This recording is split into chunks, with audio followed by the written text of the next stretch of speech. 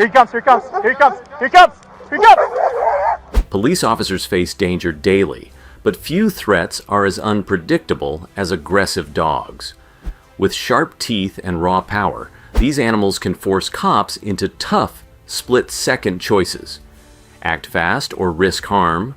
Watch on to see the 8 shocking cases where officers had to attack dogs to protect themselves or others.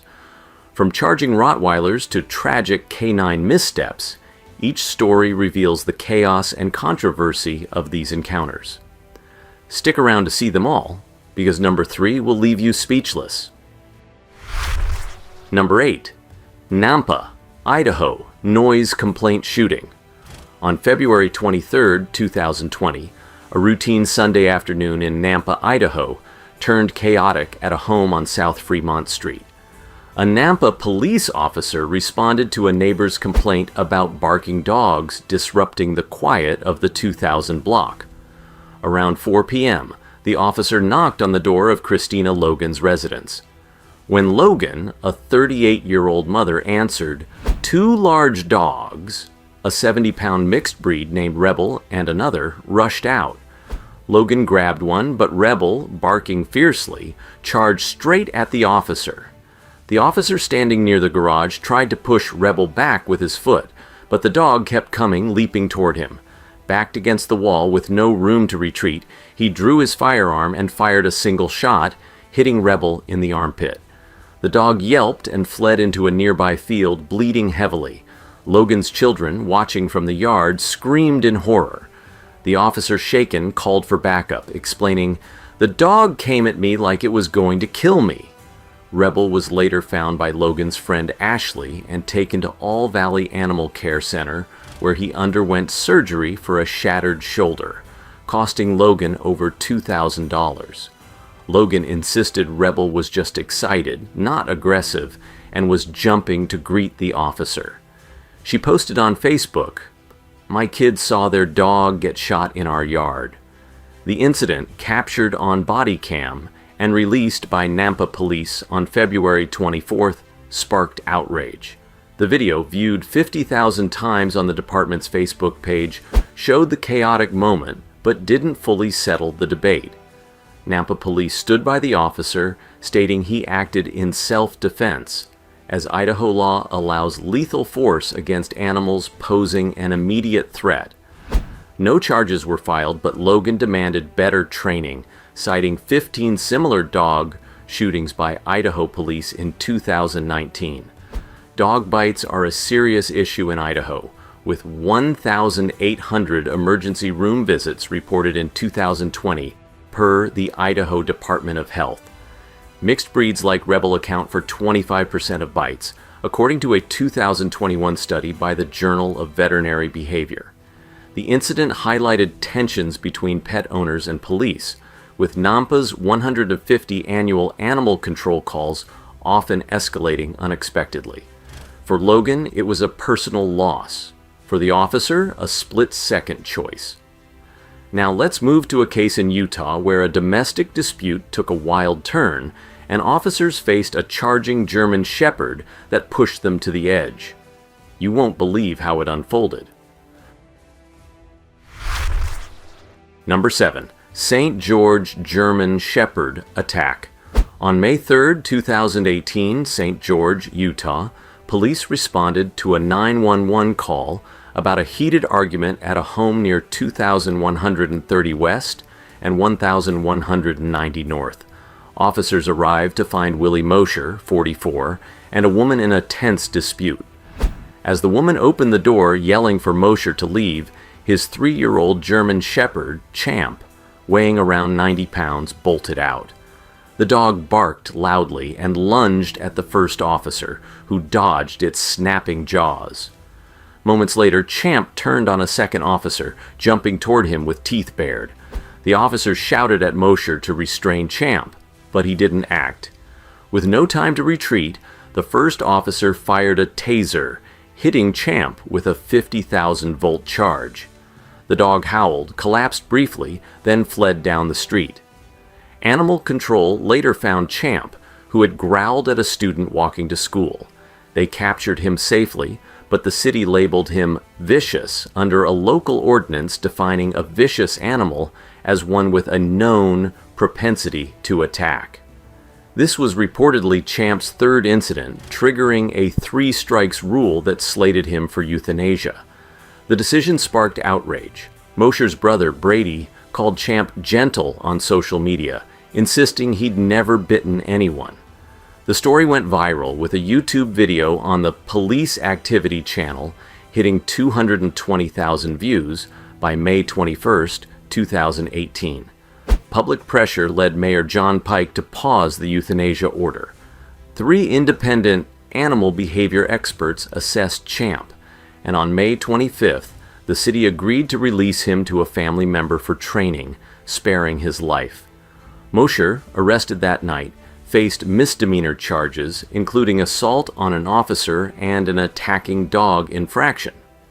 German Shepherds, known for loyalty and strength, rank second in U.S. dog bite statistics, causing 113 deaths from 1982 to 2020, per the American Veterinary Medical Association.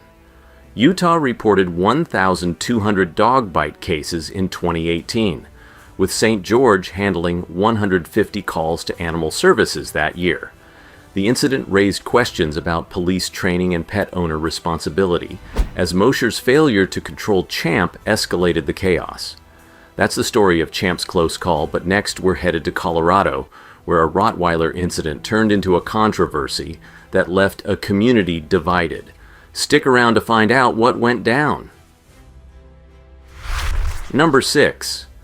The Rottweiler Incident. In a quiet Colorado neighborhood in 2010, Officer Ken Shedrick faced a tense situation that tested his quick thinking. Responding to a call about an aggressive 6-month-old Rottweiler, Shedrick arrived at a suburban street where neighbors reported the dog had lunged at a pedestrian and nearly bitten a small child. The Rottweiler, weighing about 80 pounds, was chained in its owner's yard, but witnesses warned it had broken free before. As Shedrick walked past the house to his patrol car, the dog snapped its leash and charged at him with startling speed. With only seconds to react, Shedrick tried to fend off the animal with a kick, but it kept coming, its teeth bared.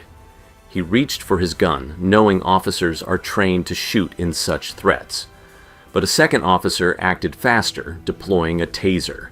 The electric charge hit the Rottweiler, which yelped and stumbled. Shockingly, it shook off the 50,000-volt shock and fled into the neighborhood. Shedrick, shaken, later said, "I thought it was going to take my leg off." Miraculously, he escaped without a scratch. Animal control soon arrived and located the dog. Despite its aggressive behavior, they made a controversial call. Since it had no prior record and caused no injuries, they returned it to the owner. This decision stunned Shedrick, who argued the dog's actions alone warranted stricter measures. "They're waiting for it to hurt someone," he said. According to a 2018 Ohio State University study, Rottweilers rank among the top 5 breeds for dog bite incidents, with 15% to 20% of bites leading to infections. The American Veterinary Medical Association notes Rottweilers were linked to 39 fatal attacks from 1979 to 1998, underscoring their potential danger. The incident sparked debate about pet ownership and police protocol. Colorado law allows officers to use force against animals posing immediate threats, but non-lethal tools like tasers are preferred when possible. The owner faced no charges, and the dog remained home, leaving neighbors uneasy. Shedrick's encounter, while injury-free, highlighted the unpredictable nature of such calls, where split-second choices can mean life or death. Now let's head to Iowa, where a call about loose dogs led to a heart-wrenching decision that left a family in tears. Keep watching to see how it unfolded. Number 5. Davenport, Iowa, loose dogs. Tragedy? On August 21, 2024, a quiet evening in Davenport, Iowa, turned tragic at 2100 Telegraph Road. Around 7:20 p.m., Davenport, police officer Ethan Bach responded to a call about 4 loose dogs acting aggressively in the North Pine Street area. A resident had reported the dogs trying to jump a fence to reach their pet, raising fears of an attack. Bach, patrolling the alley, spotted 2 children and a woman, Don Hesseltine's family, in their yard with their 2-year-old black retriever mix, Mist. Moments earlier, Bach had warned the kids to leash Mist. As Bach approached to speak with the woman, Mist bounded toward him, barking. Body cam footage, released by Davenport police on August 28th, showed Bach extending his hand to greet the dog. Mist jumped up, lunging twice in what Bach later claimed he believed was an attempt to bite. With the family just feet away, Bach fired 2 shots, fatally wounding Mist. The dog writhed in agony on the lawn as Hesseltine's children screamed and their mother sobbed. The incident, captured on home surveillance and posted by Hesseltine on Facebook, gained 100,000 views by August 29th, fueling community outrage. Hesseltine insisted Mist was friendly, not part of the reported aggressive pack, and was simply excited. "He was my best buddy," he told WQAD News. The Davenport Police Department's internal review, completed August 28th, deemed Bach's actions lawful under Iowa code, which allows lethal force against immediate animal threats. No confirmation exists of Bach being bitten, and his name was withheld initially.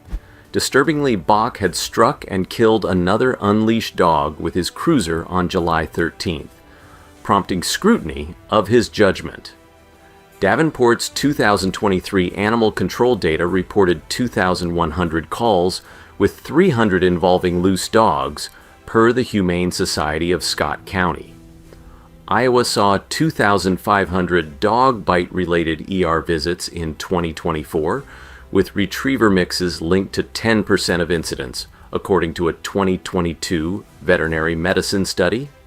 The tragedy reignited debates over police training, as Iowa's 2024 Police Academy curriculum includes only 2 hours on animal encounters. At a heated city council meeting on August 28th, Hesseltine threw a podium in frustration when cut off during public comments, reflecting community anger. A GoFundMe for the family raised $5,000 by September 2024. This heartbreaking loss left Davenport questioning how to prevent such incidents, with calls for non-lethal tools like pepper spray growing louder. But the story doesn't end here. Let's travel to Alabama, where a police K-9's bite led to a shocking death that sparked a fierce legal battle. You'll want to hear this one. If you're hooked by these stories, hit the like button and drop a comment with your thoughts. Your feedback keeps us going. Let's hear what you think. Number 4. Montgomery, Alabama, fatal K-9 bite. Early on July 8, 2018, a call about a possible burglary brought Montgomery police to a rundown house on Cresta Circle. Joseph Pettaway, a 51-year-old handyman, was inside, sleeping after working on repairs. His family said he had permission to stay there, but a co-worker, mistaking him for an intruder, dialed 911. Officer Nicholas Barber arrived with his K-9 Nico, a German shepherd trained to apprehend suspects. Without warning, Barber unleashed Nico. The dog found Pettaway under a bed and clamped onto his thigh, tearing his femoral artery.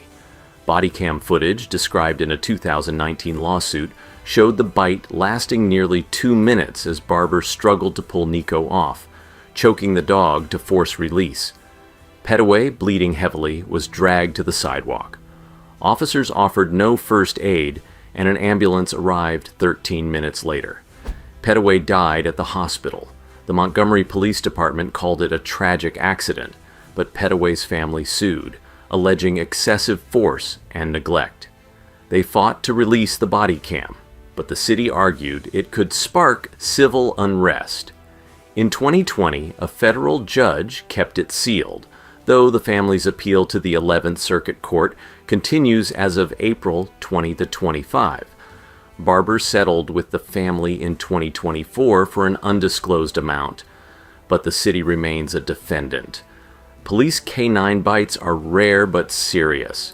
A 2020 Marshall Project report found 1,000 annual K-9 bite cases in the U.S., with Montgomery reporting 10 in 2018.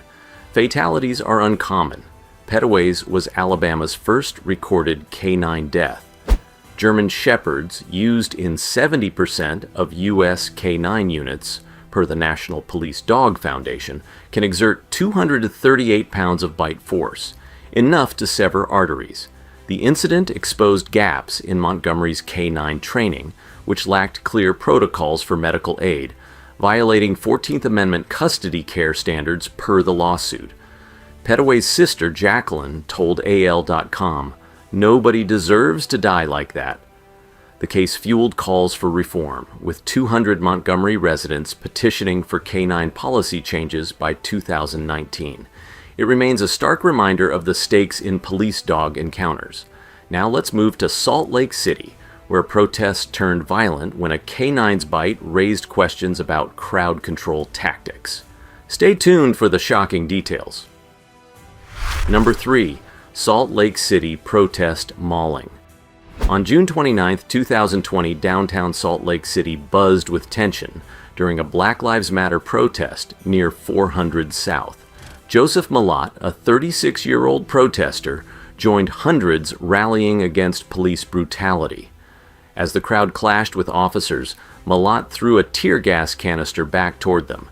Police claimed he resisted arrest, but body cam footage released by Salt Lake City Police on July 10th showed Malott lying prone with hands raised when Officer Brent Rowe unleashed his K-9 Taz. The German Shepherd bit Malott's leg for 15 seconds, leaving deep wounds and permanent scars. Malott's attorney told KUTV the attack was excessive, as Malott posed no threat. The incident, viewed 300,000 times on YouTube, sparked outrage. Salt Lake City's 2020 police data reported 12 K-9 bites, with Taz involved in 3. German Shepherds, used in 80% of Utah's K-9 units, exert up to 450 pounds of bite force, per the National Police K-9 Association. Public pressure led Mayor Aaron Mendenhall to ban K-9s at protest on July 15, 2020. Malott filed a lawsuit, settled in 2021 for $75,000. This mauling exposed flaws in K-9 deployment during volatile crowds, fueling calls for reform. Now let's head to California, where a K-9's brutal bite on a subdued suspect ignited a firestorm of controversy. Don't miss what happened next. Number 2. Sonoma County excessive force case. In July 2019, Sonoma County deputies chased Jason Anglero Weirick, a 35-year-old black man, near Santa Rosa's West Avenue after a report of a suspicious person. Anglero Weirick, unaware he was a suspect, fled on foot, fearing racial profiling. Deputies cornered him in a backyard, tasering him twice as he fell to his knees, hands raised. Despite his surrender, Deputy Charles Blount released his K-9 Taz, who bit Anglero Weirick's calf, tearing a fist-sized wound requiring 20 stitches. Body cam footage posted on YouTube's Sonoma Sheriff channel with 150,000 views by August 2019 showed Blount encouraging the dog to continue biting. Anglero Weirick's family sued, alleging excessive force. A 2020 Sonoma County report noted 15 K-9 bites that year, with black individuals targeted in 60% of cases, despite being 4% of the population. The National Police K-9 Association states K-9s should only engage active threats, not subdued suspects. Sheriff Mark Essick fired Blount in December 2019, citing troubling conduct. But Anglero Weirick faced felony resisting charges later dropped. A 2021 settlement awarded him $1.35 million per CBS San Francisco. This case exposed systemic issues in K-9 use, prompting Sonoma's Independent Office of Law Enforcement Review to recommend stricter policies. Now let's move to Vancouver, where a serial killer used his dogs to lure victims to his farm. You won't believe this story. Number 1. The horrifying crimes of Robert Pickton. In the late 1990s, Vancouver's downtown east side hid a dark secret on a pig farm 27 kilometers away in Port Coquitlam. Robert Pickton, a 52-year-old farmer, used his inherited 14-acre property to lure vulnerable women, many sex workers and drug users, to their deaths. Between 1995 and 2001, at least 26 women vanished, their remains or DNA later found on Pickton's land. In 2002, a search uncovered human bones in pigsties and a freezer stocked with remains, revealing a gruesome truth. Pickton had dismembered victims and fed parts to his pigs, which supplied local restaurants. Pickton's farm was a house of horrors. Witnesses reported he used aggressive dogs to intimidate women, herding them toward slaughter. A 2007 trial detailed how he handcuffed, strangled, and gutted victims, confessing to an undercover officer he killed 49 women, aiming for an even 50. Convicted of 6 second-degree murders, Serena Abbotsway, Mona Wilson, Andrea Josbury, Brenda Wolfe, Georgina Papine, and Marnie Frey, he got life with no parole for 25 years. Charges for 20 more murders were stayed. The Canadian Encyclopedia notes 33 women's DNA was found, with 69 total missing from the area since 1978. The case exposed police failures. Vancouver police ignored tips, dismissing victims as unreliable due to their lifestyles, per a 2010 inquiry. Indigenous women, 70% of the victims faced systemic neglect, sparking the Missing Women Commission. Pickton's dogs, seized in 2002, were euthanized, their role in terrorizing victims noted in court. Canada's 2001 dog bite stats showed 1,200 ER visits, but Pickton's use of dogs as weapons was unique, amplifying his terror. Pickton died in 2024 after a prison assault, per CBC, leaving families like Cynthia Cardinals seeking closure. His crimes, costing 80 officers $70 million to investigate, remain Canada's worst serial killings, per CBC News. We've reached the end. If you enjoyed this video, like and subscribe to our channel for more gripping stories. Comment your thoughts below. We'd love to hear what you think.